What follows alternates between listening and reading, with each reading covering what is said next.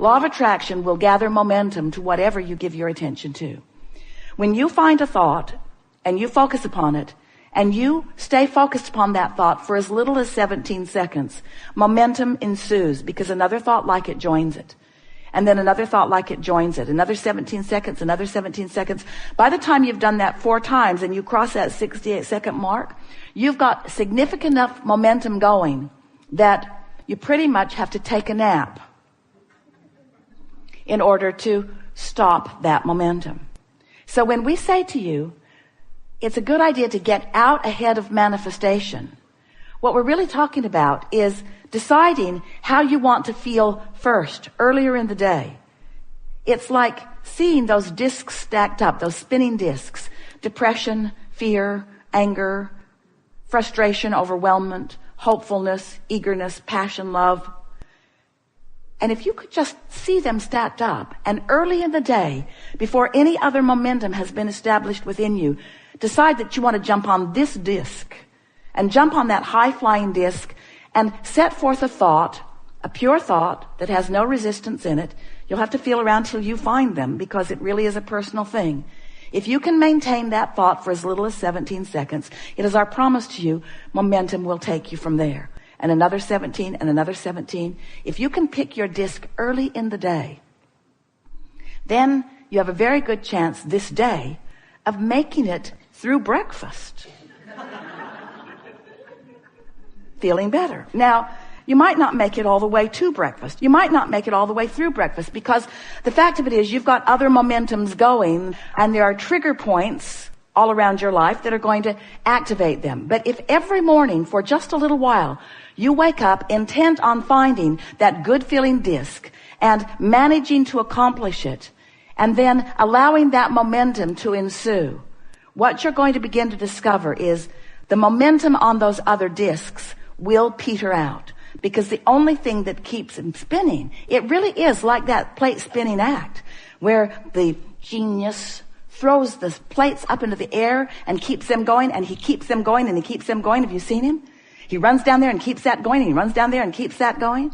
It's only his attention to them that keeps them going. And the same is true of your discs. It's only your attention to them that keeps them going. And there are a whole lot of discs on your spinning disc act that you would be well to let go for lack of attention. Just let them fall from your experience, and just keep the ones going that you want to keep going, because you have a vortex version of so many wonderful things.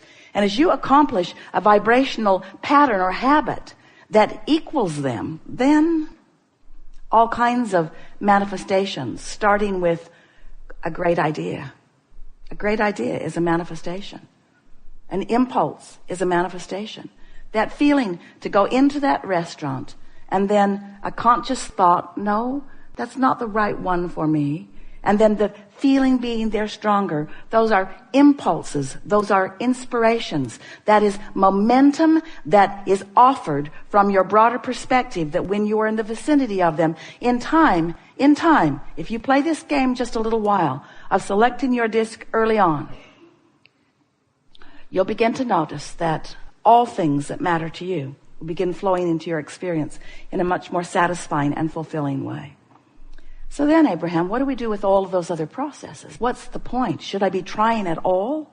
And we say, if you will just let your dominant intent for a little while be, I'm going to do everything I can to allow good feeling momentum to increase, and everything I can to let the not good feeling momentum dissipate. In other words, just don't continue to throw gasoline on the fires that you don't want to keep going.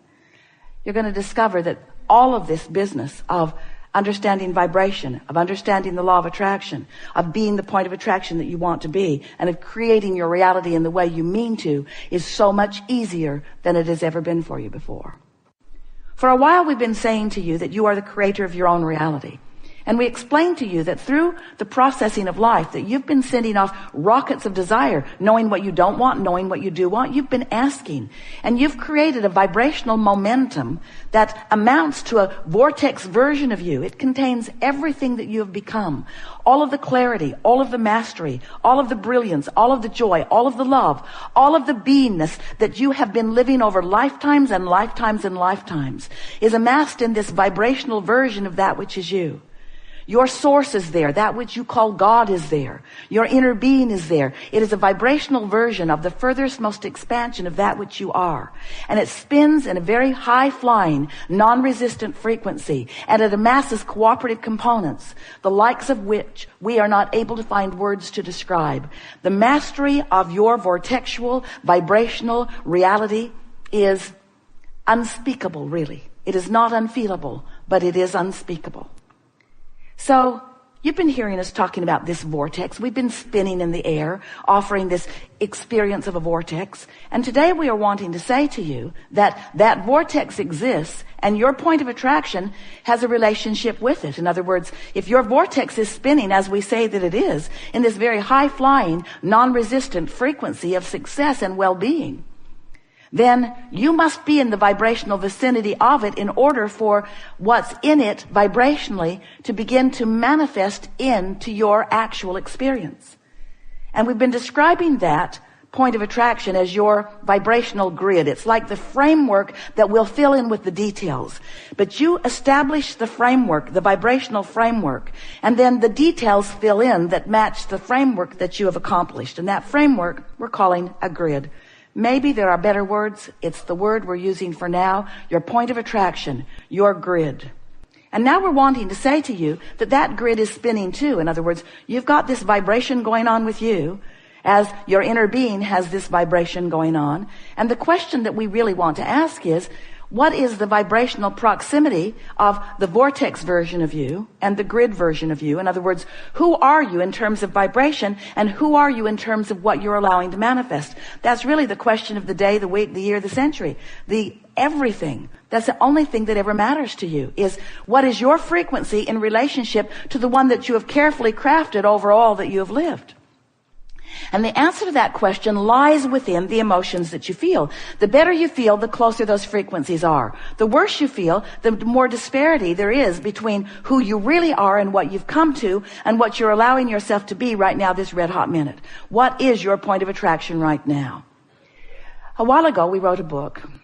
And in the book, we described the emotional scale, where you might be depressed, you might be feeling fearful, you might be really discouraged, or you might be feeling love, you might be feeling appreciation, or something in between. You might be feeling overwhelmment or frustration. If you're feeling depressed, then revenge is a step in the right direction. If you're feeling revenge, then anger is a step in the right direction. But on this emotional scale, there are frequencies of greater and greater resistance. The worse you feel, the more resistance in the frequency, and the lower the frequency because of the resistance. So when we say to you that you have a very high flying frequency in your vibrational vortex, then that must make you understand that if you can achieve a consistent high flying frequency in your day-to-day offering of thoughts and words and behaviors, that with a little bit of practice you can get pretty good momentum going. And as that momentum becomes something that's so practiced that it's easy to keep going, then more and more you will be vibrating in sync with who you really are, so there will be little resistance or no resistance between who you really are and what you are wanting and where you're standing, so that you can receive the manifestations. You receive the inclinations. You receive the inspirations. You receive the impulses. You become a cooperative component in your own brilliant creation of life. And when you become a consistent cooperative component to the vortex that you've been creating, then the movement in your life experience is very exhilarating, because first of all, you feel good most of the time, and you have a leverage, you have flowing through you this energy that creates worlds, and what you're accomplishing in terms of how it feels and in terms of how it is perceived by those around you is really magnificent. In other words, when you begin applying the leverage of this energy that creates worlds, because you've tuned yourself into the frequency where it exists, then wonderful things begin happening for you. And it's not just the end result that we're excited about for you. It's a joyful journey along the way. So in order to explain all of this to people who are not that accustomed to even thinking in vibrational terms, we've fashioned this analogy of this vortex version of you. And we've been saying to you, we wrote a whole book about it. Get in the vortex, and then apply your effort or your thought or your vocabulary to something. Today we're taking that vortex version into something that's easier for you to understand by reminding you that there is this high-flying vortex version of all that you want. But there's also a vortex version of what you don't want. Because every time you give thought to anything, you send a vibration that precedes the actuality of it into motion. So there are all kinds of probabilities that you've set into motion. Successful ones, unsuccessful ones, happy ones, unhappy ones. In other words, you've been creating a lot of realities that you're not yet living because you've been sifting through life and you've been setting a lot of things into motion.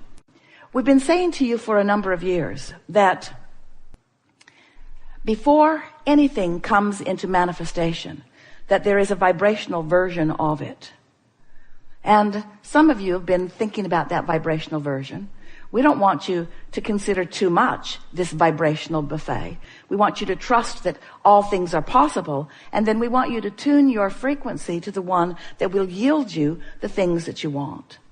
So, just for sake of explanation, we'd like to say to you that there are many potential grids, spinning vibrational grids, that you could be choosing in any moment in time.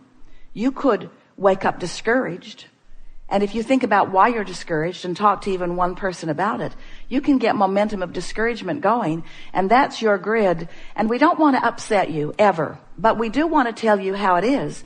That grid that you establish first thing in the day is most likely the grid that you will keep going mostly through the day, because momentum, which is perpetuated by law of attraction, says that it is most likely.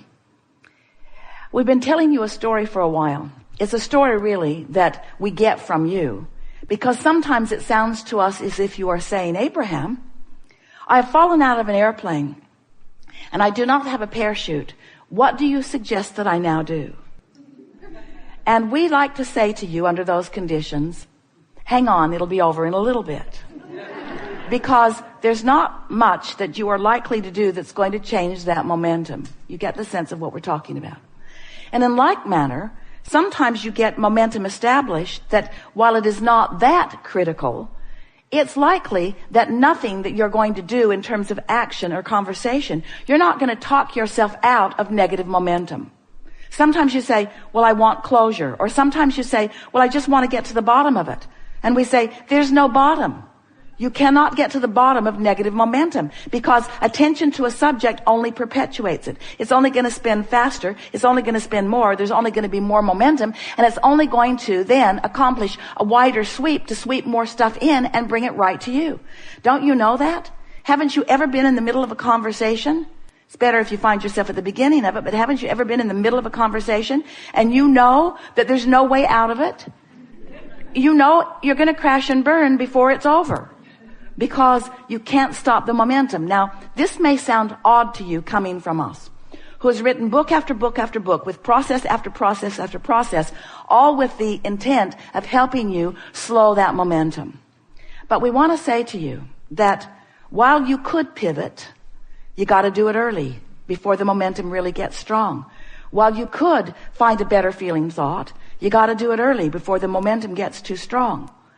And really, what we are saying to you today is, if you will just be aware of what momentum is, and once momentum gets going, we like to describe to you, and we know you get this, you're standing at the top of the hill with your car, you're in San Francisco, a really good hill going all the way down into the bay, and your car is perched right on the crest of the hill, and it has no parking brake set, and the car is in neutral, and just for fun, you decide you're just going to nudge your car just a little bit, just to see what happens. And it begins to move ever so slowly at first. And then you remember You really like this car. And you also remember that you don't really want any negative repercussion from your car barreling down the hill. And so before it really gets going, you just step out right in front of it and you let it bump up against you and it stops. All is well. You wouldn't want to be at the bottom of the hill trying to stop that momentum, would you?